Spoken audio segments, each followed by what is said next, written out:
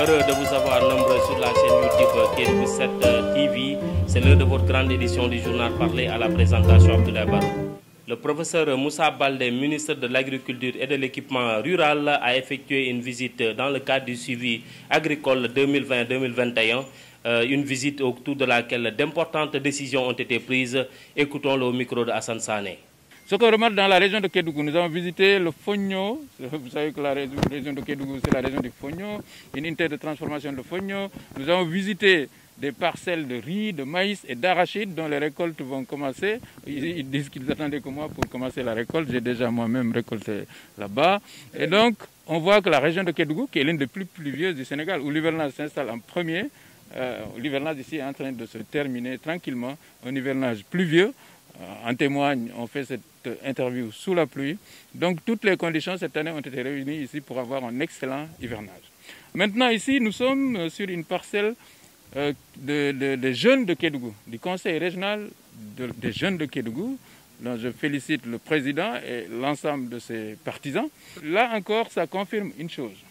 M. Agnès Diallo l'a dit, cette année, la région de Kédougou s'est bénéficiée d'environ 13 tracteurs. Du coup, ils ont tellement emblavé que lui, il pense qu'on ne pourra pas connaître exactement les superficies emblavées. Je le rassure parce que la DAPSA a assez d'expertise pour nous dire combien ont été emblavés ici dans la région de Kédougou, en maïs, mil, arachide et toutes les spéculations. Mais cela témoigne que ici, les spéculations, les emblavures, en fait, ont augmenté de façon substantielle et on attend de meilleurs rendements parce qu'on a eu une pluviométrie très abondante et qui continue d'être abondante. Le deuxième fait noté, les jeunes disent que ils ont commencé leur expérience dans l'agriculture depuis quelques années. L'année dernière, en réalité, ils avaient fait 6 hectares. Cette année, ils ont bénéficié d'un tracteur et ils en sont à 192. Très bien. Et vous savez que le président Macky Sall, en créant la direction de la modernisation de l'équipement rural et en faisant du ministère de l'Agriculture au ministère de l'Agriculture et de l'équipement rural, a entrepris un vaste programme de mécanisation adéquat et durable de l'agriculture sénégalaise.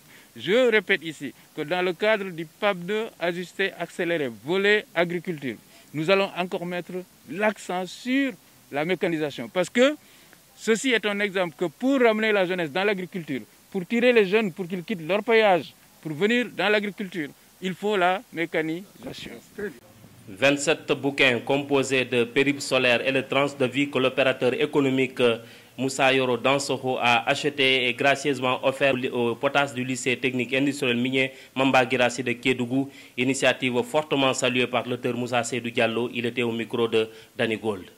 Moussa Yoro a compris, puisque quand il a vu l'ouvrage, de façon spontanée également, il a compris qu'il devait également contribuer à la promotion de cet ouvrage-là. Et en faisant la promotion de cet ouvrage, il fait en même temps la promotion des auteurs, en tout cas de l'auteur de cet ouvrage, Tranche de vie. Et donc, quand il m'a dit qu'il voulait un lot et que ça a coïncidé avec un saut que je devais faire à Kédougou, je me suis dit pourquoi pas.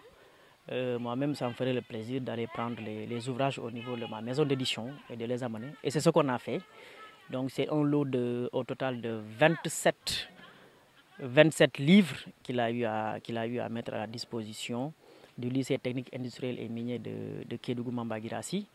Les 27 sont compris de la façon suivante. Il s'agit de 20 livres, tranches de vie, et de 7 de mon premier ouvrage, donc Périple solaire. Et j'ai fait le don. Et il m'a également signifié que c'était un truc naturel, puisque c'est un fils de Kédougou. Et lui également, c'est un fils de Kédougou qui croit fortement aux potentialités de la région. Et il s'est vu donc, il s'est fait le devoir d'accompagner des initiatives pareilles. Et au-delà de moi, je pense que d'autres devraient pouvoir le faire, puisque je ne suis pas le seul. Il y a Karim Kamara également qui a fait un bel ouvrage, un roman. Il y a le vieux Saloum Sadioko également qui a fait un ouvrage. Je pense que Moussa Yoro a compris que c'est, en tout cas pour le moment, ces 3 écrivains que compte le département de Kédougou. C'est des gens qui doivent être accompagnés pour qu'ils puissent au moins influencer d'autres qui peuvent faire comme eux ou même plus que ce que ces 3-là ont déjà fait. Et pour finir, je rappelle tout simplement cette phrase de Sénèque qui dit que donc, la lecture est la nourriture donc, pour l'esprit. Donc c'est bon de nourrir également l'esprit par une lecture, une bonne lecture, une plume alerte, une plume éducatrice, une plume qui interpelle.